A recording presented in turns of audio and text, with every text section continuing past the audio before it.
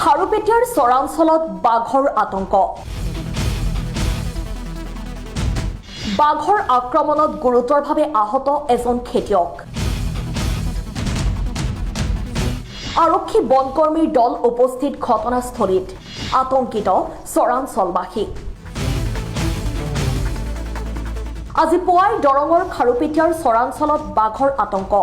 দৰঙৰ শ্যামপুৰ আৰক্ষী থানাৰ অন্তৰ্গত চকটোলা শান্তিপুৰ এলেকাত বাঘ ওলোৱা ঘটনাই তীব্ৰ আতংকৰ সৃষ্টি কৰিছে। জানিব পৰা মতে ওৰাং ৰাষ্ট্ৰীয় উদ্যানৰ পৰা চকটোলা অঞ্চলত প্ৰৱেশ কৰে এটা বাঘে। পথাৰত ধান কাটি থকা অৱস্থাত এজন খেতিয়কক আক্ৰমণ কৰে বাঘটোৱে।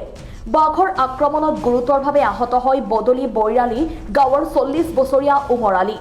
ৰাইজৰ চিঞৰ বাখৰ শুনি বাঘটোৱে জংঘলত আত্মগোপন কৰে। বাঘৰ আক্ৰমণত গুৰুতৰভাৱে আহত উমৰ আলীক ততাতৈয়াকৈ খাৰুপেটীয়া সামূহিক স্বাস্থ্য কেন্দ্ৰলৈ নিয়া হয় যদিও চিকিৎসকে উন্নত চিকিৎসাৰ বাবে মঙলদৈ অসামৰিক চিকিৎসালয়লৈ প্ৰেৰণ কৰে। তাৰ পৰা গুৱাহাটীলৈ প্ৰেৰণ কৰা হৈছে বুলি জানিব পৰা গৈছে। আৰক্ষী বনকৰ্মীৰ দল ঘটনাস্থলীত উপস্থিত হয় যদিও বাঘটো পিঞ্জৰাবদ্ধ কৰিবলৈ সক্ষম হোৱা নাই।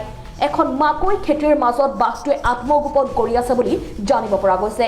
বৰ্তমানলৈ চকটোলা শান্তিপুৰ শ্যামপুৰ বদলি বৈৰালী অঞ্চলত আতংক অব্যাহত আছে। বাঘ নিশ্চয় দেখা পাইছে? বাঘ দেখা পাইছে? বাঘ দেখা পাইছে? বাঘ আপুনি নিজে চকুত দেখা পাইছে?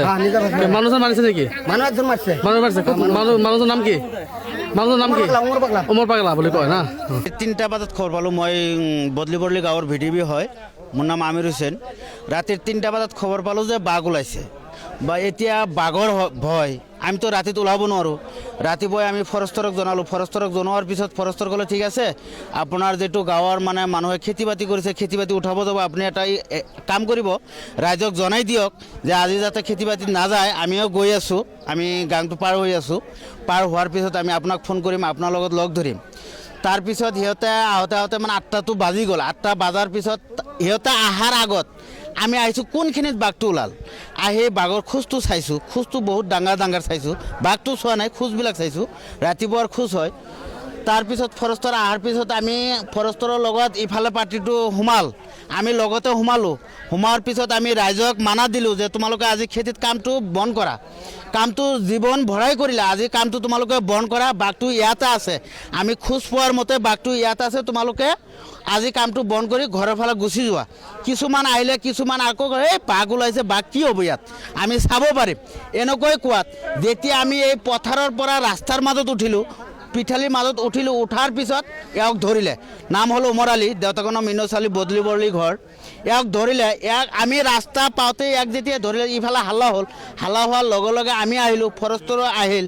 অহাৰ পিছত ইয়াক চাই আৰু তো দিব নোৱাৰে, ইয়াক আমি মেডিকেলত পঠাই দিলোঁ। পঠাই দিয়াৰ পিছত আমাৰ ফৰেষ্টৰ মানুহবিলাক তাতেই আছে, য'ত এই উমৰ আলীক বাঘে আক্ৰমণ কৰিলে।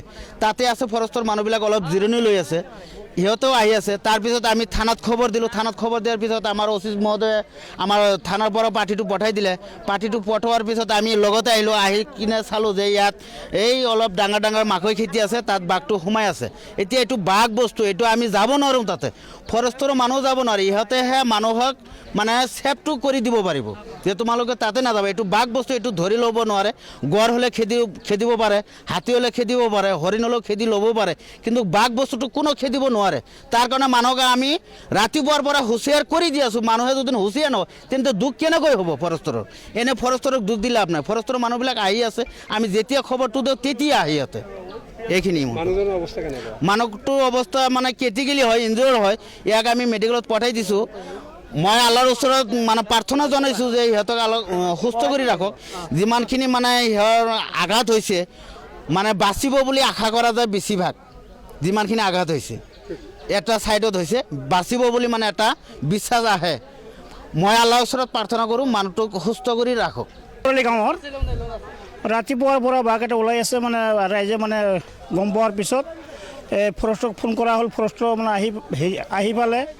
পোৱাৰ পিছত আমাৰ এই গাঁৱৰে ল'ৰাটো উমৰ আলী, তেওঁ ধান কাটি আছে। তাতে ধান কাটি থাকোঁতে তাতে বাঘ যায়, তাক মোটামুটি মৰিলে বোধহয়। এতিয়া গুৱাহাটী ৰেফাৰ কৰা হৈছে, পঠাই দিয়া হৈছে। কি হ'ল এতিয়া, কি হ'ব ওপৰলৈ জানে, এইটো গুৱাহাটী পঠাই দিয়া হ'ল। এতিয়া বাঘখন আমাৰ গাঁৱৰ পিছফালে মাকৈ খেতত সোমাই আছে। ফৰেষ্টৰ মানুহটো এতিয়াও আহি পোৱা নাই ইয়াত থানা ষ্টাফ আহি পাইছে ফৰেষ্টৰ মানুহবিলাকে আহি এতিয়াও পোৱা নাই বহুত ৰাইজ গোট খাই আছে বাঘ দেখিছোঁ দেখিছে বাঘটো ডাঙৰ আছে সৰু নহয় ডাঙৰ আছে